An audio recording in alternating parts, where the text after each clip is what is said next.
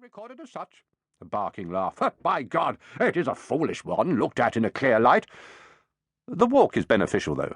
And the 100 of money that supplements my pay and keeps me in wine. Hey-ho, I must not complain. Jingling the keys, I must certainly not complain. The Admiral was sometimes unthinking in these jaunty self-deprecations, unthinking in that he did not always see that a fellow officer, a much younger man, might feel hard used with no duty to do at all. That he had a right to feel it, that he had been hard used, and that the Lords Commissioners of the Admiralty were shabbily at fault. Commander Rennie on the beach, on meagre half-pay, had acquitted himself with distinction at the Battle of the Saints. In January 1782, Commander Rennie, Captain Rennie, the title a courtesy rank granted to officers not yet made post who commanded vessels above a cutter, had been sent in his ship, sloop Mystic, 20 guns, clear across the Atlantic from Ushant by Admiral Kempenfelt, with a message warning Admiral Hood at Antigua in the Leeward Islands that a large French convoy of troop ships and supply ships approached, to join the French fleet under Admiral de Grasse at Dominica. De Grasse had taken St. Kitts, and now the whole Caribbean was under threat. Hood's chief concern, his only concern, was to save Jamaica, the shining jewel in England's Caribbean crown. Hood's fleet was 21 ships of the line, and he was soon joined by his superior, Admiral Rodney, with a further 15 ships, plus a scattering of frigates and fireships. Hood and Rodney conferred, and over the following weeks formed their strategy. Battle was first joined on the morning of April the 9th, when part of the French fleet sailed between Dominica and a small group of islands to the north, Les Saintes. Both Hood's and Rodney's ships engaged the French, but action was indecisive. Rennie, now temporarily attached to Hood as repeat signals, was kept busy between Hood's flag Barfleur and the centre and rear of the line. Firing ceased in the early afternoon.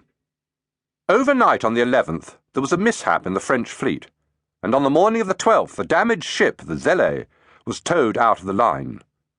4 of Hood's ships attacked the Zélé and her assisting ship. De Grasse, determined to save the Zélé, advanced to give protection. Rennie stood by in Mystic, awaiting orders from Hood in Barfleur as battle was joined, the British line in reverse order steering east-northeast to leeward of the French line, which was disorderly, with ships missing stays and lagging astern, steering south-southwest, the wind in the east. Hood now sent Rennie to inform Admiral Rodney that he intended to try and break through the French line at the Van. Rennie caught the wind and fled up to leeward towards Formidable and repeated the message. The quarterdeck acknowledged. And now Rodney made contact to starboard with the 6th ship in the French line and opened fire. The French to windward, the English to leeward, and the thundering stutter of great guns, smoke and orange flashes. The lighter, sharper, high-carrying crack-crack of muskets as French marines fired from the tops. Rennie decided. We will go about and rejoin the other squadron to the south.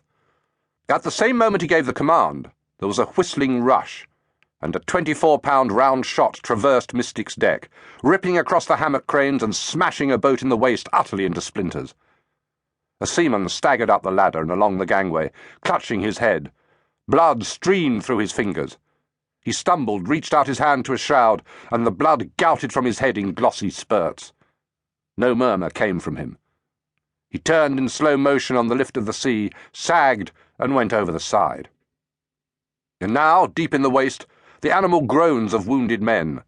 Rennie, momentarily transfixed, came to himself. "Put your helm down! We must get out of this right quick or be smashed and destroyed!" As Mystic came round into the wind and beat away southeast, Rodney, in Formidable, cut through the French line, turned and cut through to starboard, and Captain Affleck, in Hood's squadron to the south, broke through in the Bedford, pounding with broadsides, and the whole French line was thrown absolutely into confusion, telling and fatal.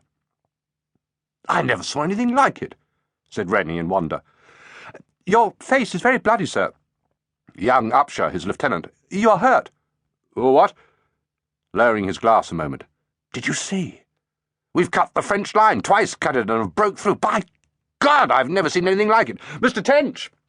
To the signals midshipman. "Mr. Tench, make to Barfleur that we're standing by awaiting instruction. We cannot go in closer, Mr. Upshur, else be made into matchwood, eh? But what an action, by God!"